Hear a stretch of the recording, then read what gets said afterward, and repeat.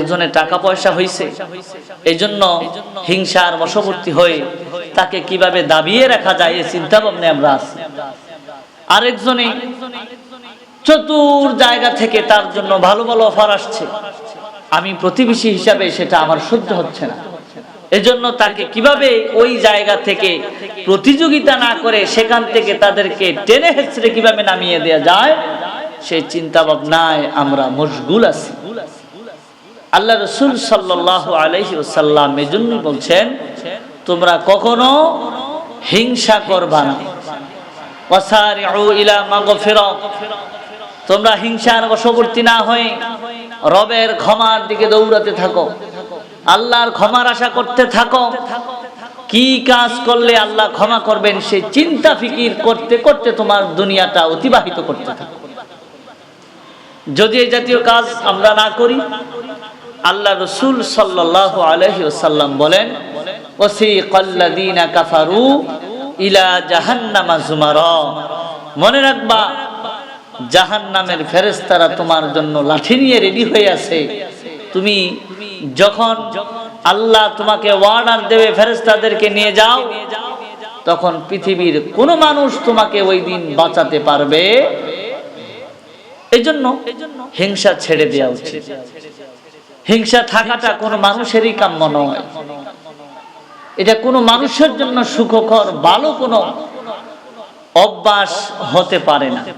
দেখেন, আমরা ছোট্ট মানুষ, 3.5 হাত বডি আমাদের। আমরা যদি কোনো প্রকার হিংসা করি বা যদি কোনো প্রকার তাকাব্বুরি মাতাব্বুরি নিজেদের অন্তরে চলে আসে, তাহলে আমাদের অবস্থাটা কেমন হবে এটা আল্লাহ ভালো জানে।